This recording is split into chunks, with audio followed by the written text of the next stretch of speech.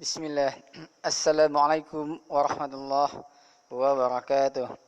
Alhamdulillah, anak Ustaz semuanya. Semoga antum semuanya atau kita semuanya selalu diberi kesehatan oleh Allah Ta'ala. Dan jangan lupa selalu senantiasa melakukan kewajiban kita kepada Allah, melaksanakan sholat tepat pada waktunya. Dan juga senantiasa berdoa kepada Allah, semoga Allah hilangkan wabah ini dari bumi Allah sehingga kita bisa belajar seperti biasa.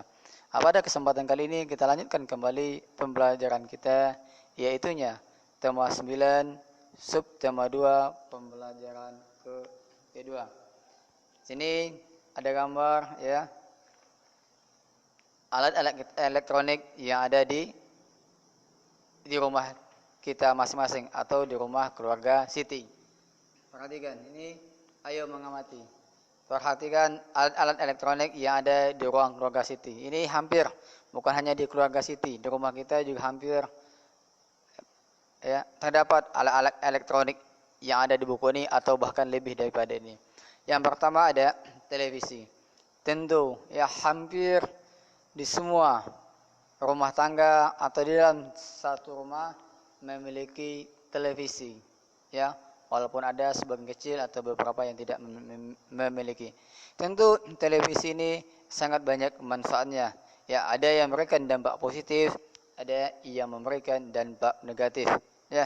Tergantung kita dalam menggunakannya. Televisi ini merupakan salah satu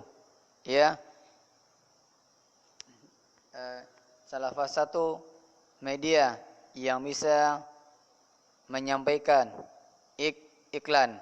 Dan juga televisi banyak menyajikan film-film atau berita-berita atau informasi. Contohnya ada beberapa informasi atau kejadian-kejadian yang terjadi di tanah air atau di negara lain bisa disiarkan langsung di televisi dan bisa kita lihat. Tapi kalau menurut kita televisi itu banyak mudaratnya, lebih baik tidak dihidupkan, walaupun tidak ada digunakan. Namun bagi sebagian orang jika itu ada manfaat bagi dia, silakan digunakan. Yang kedua, radio. Radio juga banyak manfaatnya. Mungkin kalau radio seperti yang digambar ini jarang ada di rumah kita. Sekarang dengan adanya teknologi seperti di HP. Di HP itu sudah lengkap, sudah ada radio juga. Antum tinggal buka aplikasi radionya, tinggal tekan tombol pencarian, nanti akan jumpa Ada jumpa Hang FM, Radio Hijrah, Radio Discovery Minang, Radio Batam FM dan yang lainnya. Radio ini merupakan juga salah satu media beriklan. Tentu kalau di radio iklannya hanya bersifat suara. Yang ketiga, komputer. Komputer ini sangat banyak manfaatnya. Salah satunya untuk mengerjakan tugas, untuk input data, untuk proses data, untuk mengetik, untuk edit, untuk mendesain dan lain sebagainya. Komputer ini sangat banyak manfaatnya. Apalagi di saat apalagi bagi mahasiswa yang akhir kuliah atau yang lagi mengerjakan skripsi, ini sangat banyak sekali manfaatnya.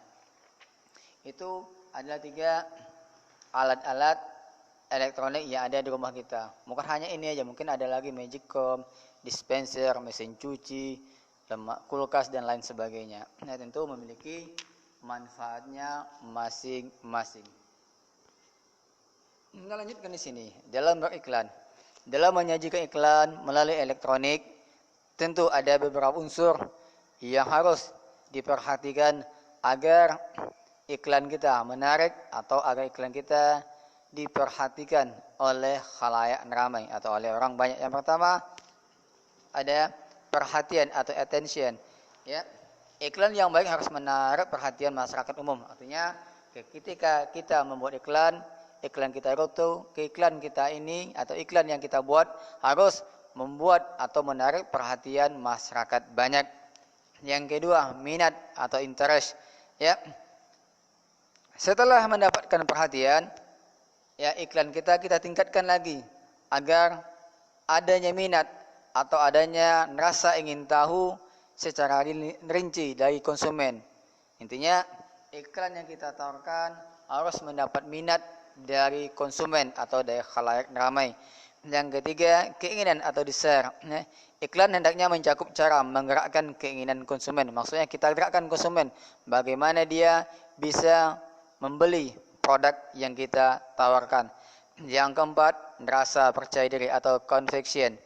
Untuk mendapat rasa percaya dalam diri konsumen, sebuah iklan harus ditunjang berbagai kegiatan peragaan. Maksudnya, ya harus ada testimoni. Nah, biasanya kalau ada iklan orang, biasanya kalau ada di media-media seperti Facebook, Twitter, contohnya obat, pemutih wajah, biasa ada testimoni dari pelanggannya. Contohnya, oh iya, alhamdulillah. Contohnya, alhamdulillah semenjak pakai ini kulit saya lebih bersih, lebih kinclong, lebih glowing dan lain sebagainya. Yang terakhir ada tindakan atau action. Tindakan ini merupakan tujuan akhir dari produsen untuk menarik konsumen agar membeli produk kita. Intinya adalah ketika kita mengiklankan produk kita, tujuannya adalah agar orang lain membeli dan tertarik terhadap produk yang kita tawarkan. Pandai-pandai kita bagaimana cara mendesainnya, bagaimana cara kita mempromosikannya. Apakah dikasih diskon atau adakah gratis ongkir dan lain sebagainya. Oke. Ini merupakan salah satu iklan ya, iklan tentang Oreo ya. Yang kedua, ini iklan padat gizi, kaya energi kalsium tinggi. Nah, ini cocok, ini iklannya tentang minum low. Ini biasanya untuk meninggikan badan. Yang ketiga, iklan speed up, diskon 50%. Kini super cepat dengan bonus konten super berlimpah. Ini biasanya iklan WiFi, ya, iklan WiFi atau IndiHome maksudnya.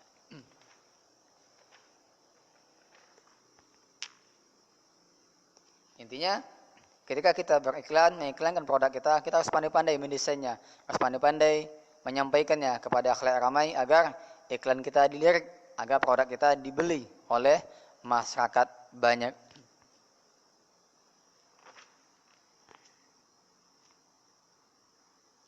Ini salah satu contoh ya. Ini contoh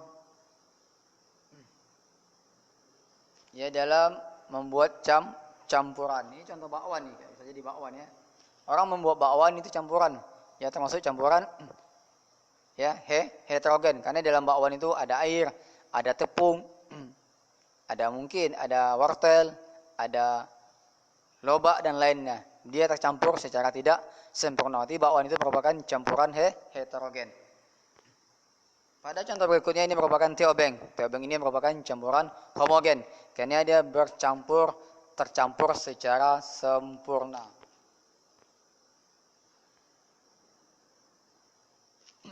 Ini salah satu ya beberapa iklan yang ditayangkan di televisi. Ini salah satu iklan kuda lumping. Oke, ini pola lantai. Ini masih SBDP. Pola lantai itu ada 3. Pertama, pola lantai vertikal. Vertikal ini garis lurus. Ini sudah ada nih. Ya, titik. Kita ikutin titik-titik saja langkahnya. Yang kedua, pola lantai diagonal. Diagonal ini garis miring. Yang ketiga, pola lantai garis melengkung. Karena Ustaz, tarian daerah ini merupakan kekayaan khasanah. Ya, kekayaan khasanah budaya bangsa yang membuat ya turis mancanegara tertarik datang ke daerah kita untuk menyaksikan